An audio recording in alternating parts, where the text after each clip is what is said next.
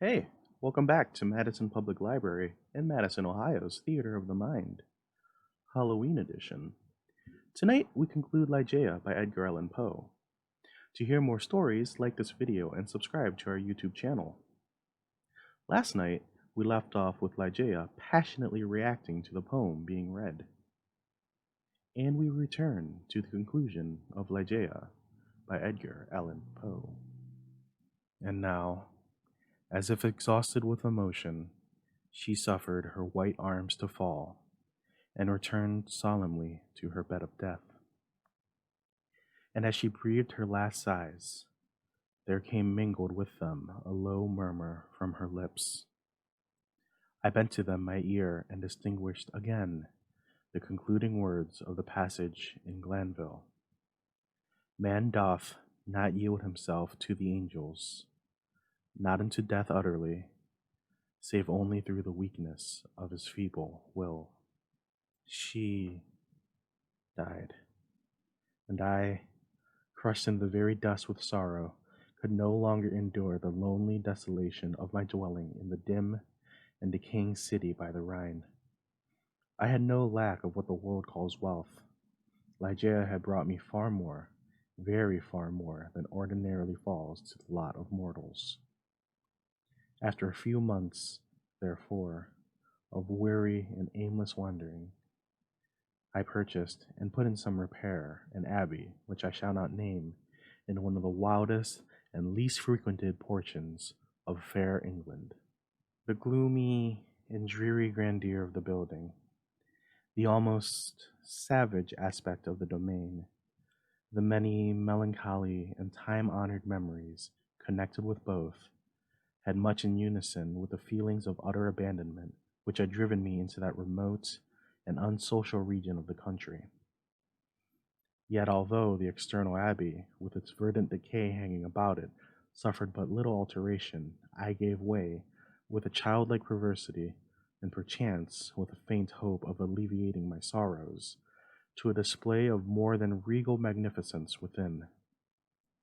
For such follies, even in my childhood, I had imbibed a taste, and now they came back to me as if in the dotage of grief.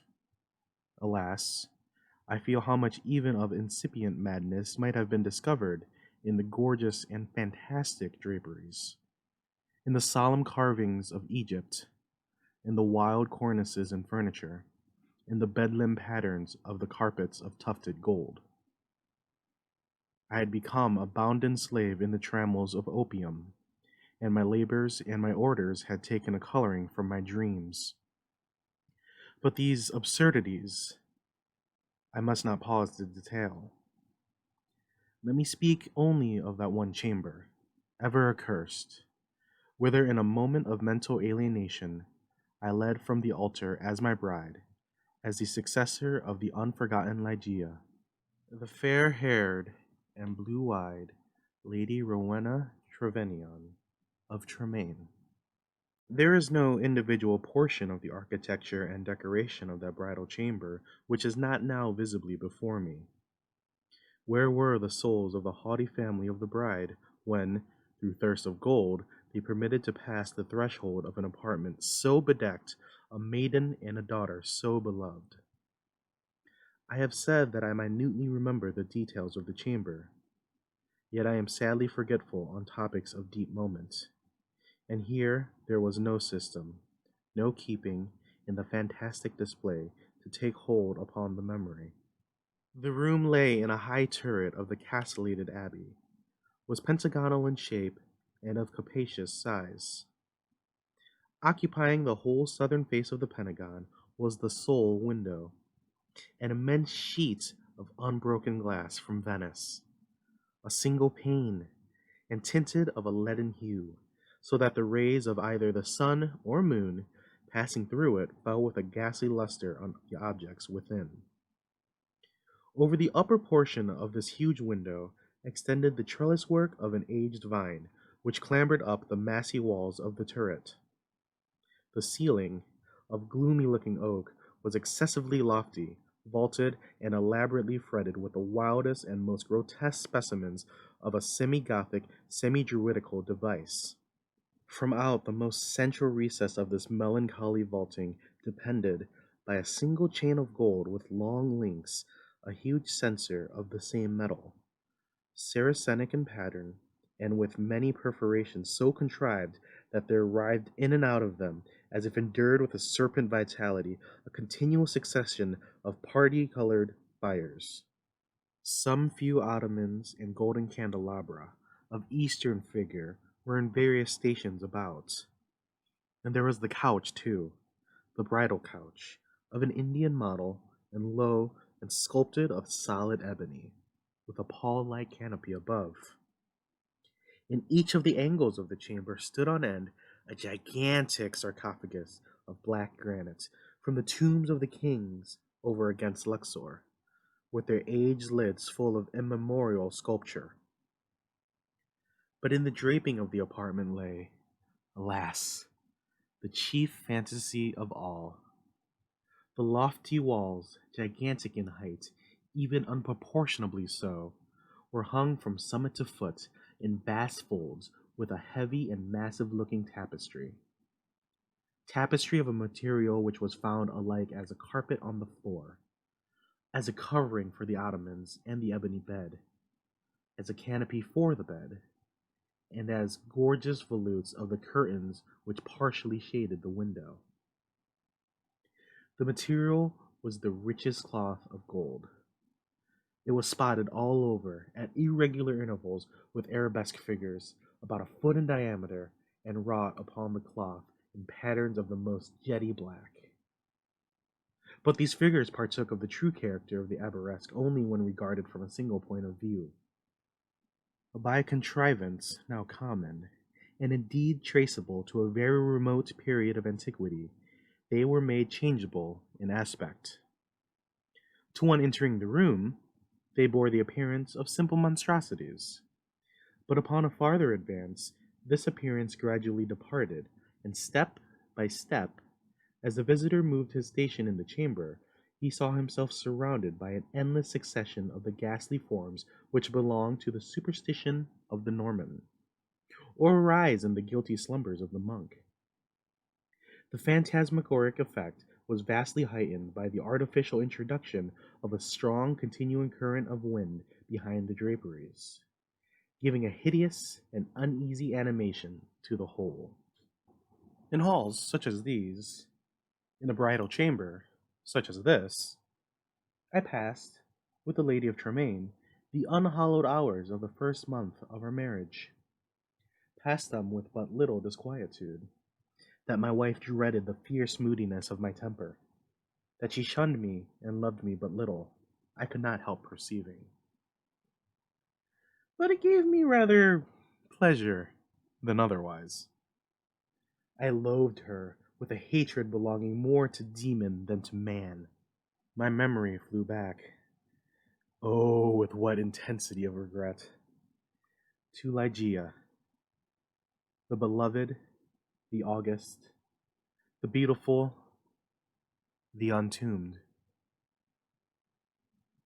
I reveled in recollections of her purity, of her wisdom, of her lofty, her ethereal nature, of her passionate, her idolatrous love.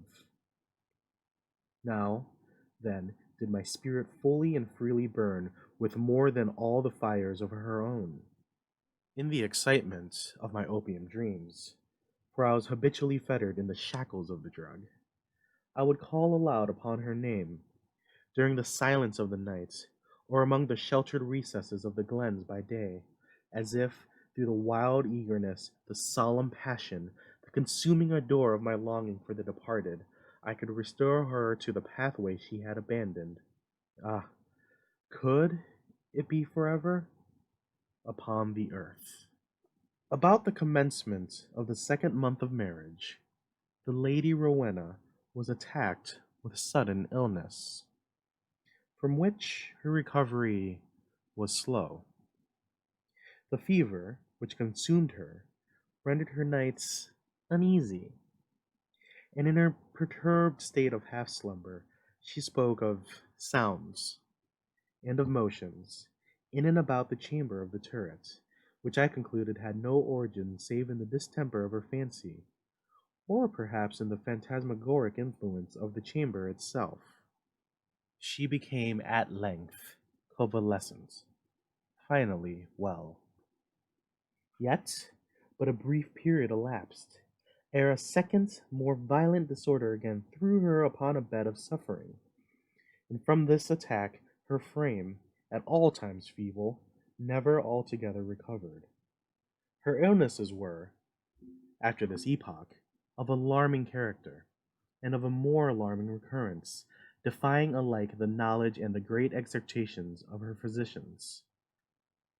With the increase of the chronic disease, which had thus, apparently, taken too sure hold upon her constitution to be eradicated by human means, I could not fail to observe a similar increase in the nervous irritation of her temperament, and in her excitability by trivial causes of fear. She spoke again, and now more frequently and pertinaciously of the sounds, of the slight sounds, and of the unusual motions among the tapestries to which she had formerly alluded. One night, near the closing in of September, she pressed this distressing subject with more than usual emphasis upon my attention. She had just awakened from an unquiet slumber, and I had been watching, with feelings half of anxiety, half of vague terror, the workings of her emaciated countenance.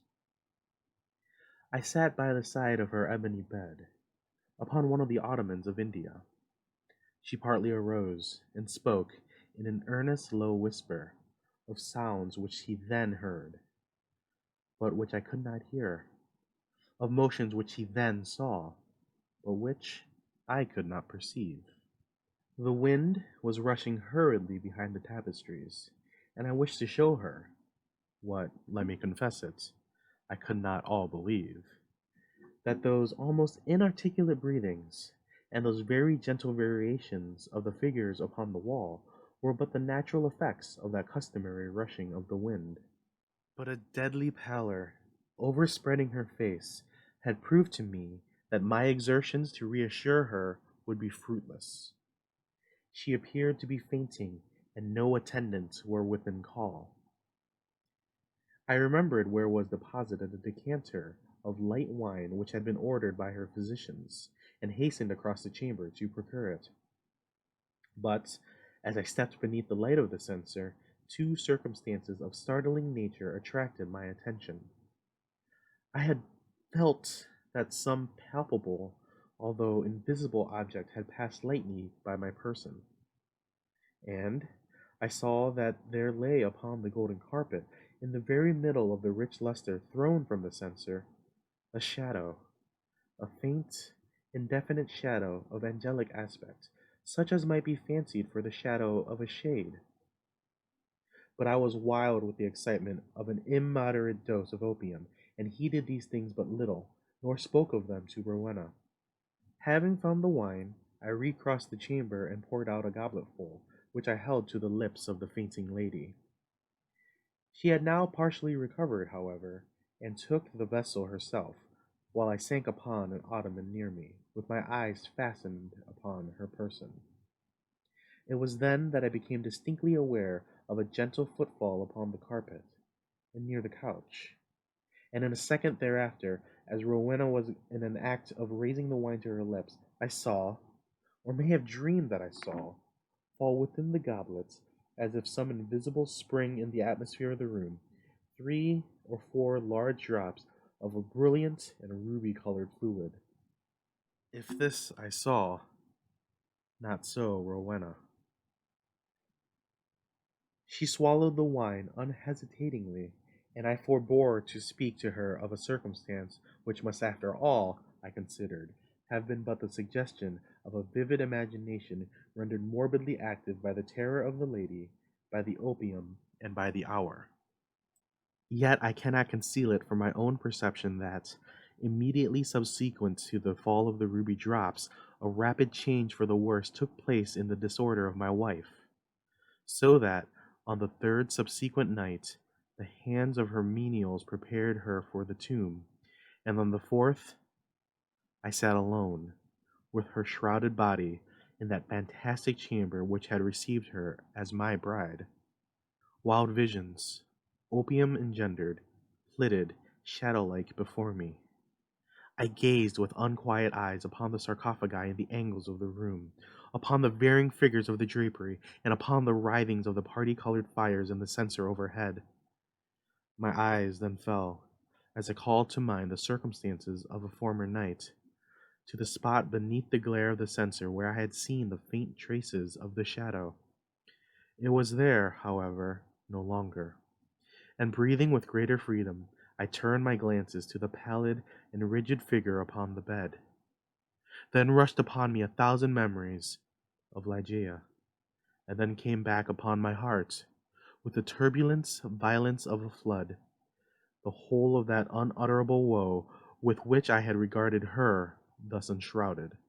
The night waned, and still, with a bosom full of bitter thoughts of the one only and supremely beloved, I remained gazing upon the body of Rowena. It might have been midnight, or perhaps earlier, or later, for I had taken no note of time, when a sob, low, gentle, but very distinct, startled me from my reverie. I felt that it came from the bed of ebony, the bed of death. I listened in agony of superstitious terror, but there was no repetition of the sound. I strained my vision to detect any motion in the corpse, but there was not the slightest perceptible. Yet I could not have been deceived. I had heard the noise, however faint, and my soul had awakened within me. I resolutely and perseveringly kept my attention riveted upon the body. Many minutes elapsed before any circumstances occurred tending to throw my light upon the mystery. At length it became evident that a very feeble and barely noticeable tinge of color had flushed up within the cheeks and along the sunken small veins of the eyelids. Through a species of unutterable horror and awe, for which the language of mortality has no sufficiently energetic expression, I felt my heart cease to beat, my limbs grow rigid where I sat. Yet a sense of duty finally operated to restore my self-possession. I could no longer doubt that we had been precipitate in our preparations, that Rowena still lived. It was necessary that some immediate exertion be made, yet the turret was altogether apart from the portion of the abbey tenanted by the servants. There were none within call. I had no means of summoning them to my aid without leaving the room for many minutes, and this I could not venture to do. I therefore struggled alone in my endeavors to call back the spirit still hovering. In a short period it was certain, however, that a relapse had taken place. The color disappeared from both eyelid and cheek, leaving a wanness even more than that of marble. The lips became doubly shriveled and pinched up in the ghastly expression of death. A repulsive clamminess and coldness overspread rapidly the surface of the body, and all the usual rigorous stiffness immediately supervened. I fell back with a shudder upon the couch from which I had been so startlingly aroused, and again gave myself up to passionate waking visions of Ligeia. An hour thus elapsed when, could it be possible? I was a second time aware of some vague sound issuing from the region of the bed. I listened, in extremity of horror. The sound came again. It was a sigh. Rushing to the corpse, distinctly saw, a tremor upon the lips. In a minute afterwards they relaxed, disclosing a bright line of the pearly teeth. Amazement now struggled in my bosom with a profound awe which had hitherto reigned there alone. I felt that my vision grew dim, that my reason wandered, and it was only by a violent effort that I at length succeeded in nerving myself to the task which duty thus once more had pointed out. There was now a partial glow upon the forehead, and upon the cheek and throat. A perceptible warmth pervaded the whole frame. There was even a slight pulsation at the heart. The lady lived. And with redoubled ardor I betook myself to the task of restoration. I chafed and bathed the temples and the hands, and used every exertion which experience and no little medical reading could suggest. But in vain. Suddenly, the color fled. The pulsations ceased. The lips resumed the expression of the dead, and in an instant afterward, the whole body took upon itself the icy chilliness, the livid hue, the intense rigidity, the sunken outline, and all the loathsome peculiarities of that which had been, for many days, a tenant of the tomb. And again, I sunk into visions of Ligeia. And again, what marvel that I shudder while I write! Again, there reached my ears a low sob from the region of the ebony bed. But why shall I minutely detail the unspeakable horrors of that night? Why shall I pause to relate how, time after time, until near the period of the grey dawn, that this hideous drama of revivification was repeated? How each terrific relapse was only into a sterner and apparently more irredeemable death? How each agony wore the aspect of a struggle with some invisible foe, and how each struggle was succeeded by I know not what of wild change in the personal appearance of the corpse? Let me hurry to a conclusion. The greater part of the fearful night had worn away, and she who had been dead once again stirred. And now, more vigorously than hitherto, although arousing from a dissolution more appalling in its utter hopelessness than any. I had long ceased to struggle, or to move, and remained sitting rigidly upon the ottoman, a helpless prey to a whirl of violent emotions, of which extreme awe was perhaps the least terrible, the least consuming.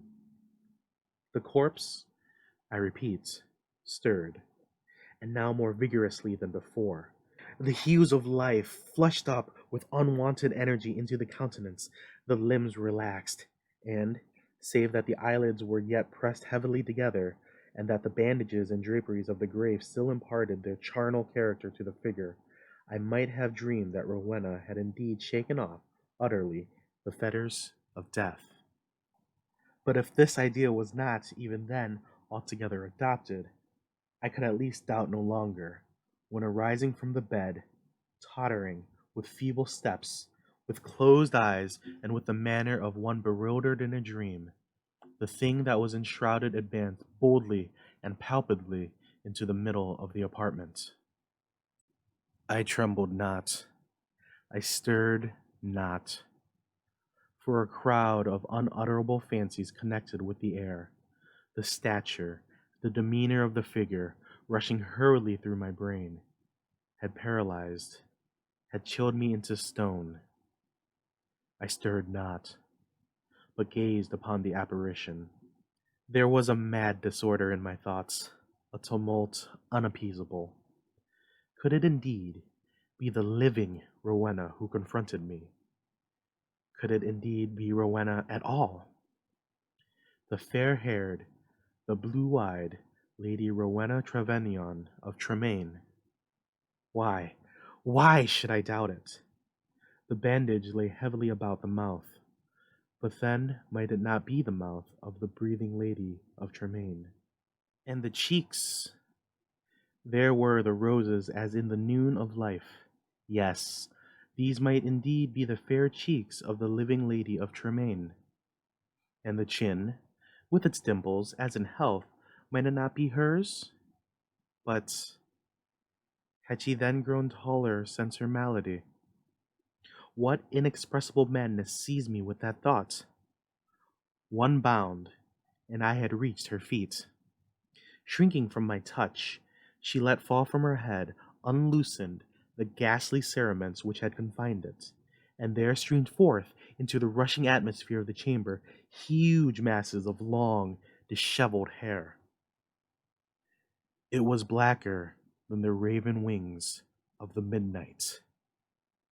And now slowly opened the eyes of the figure which stood before me.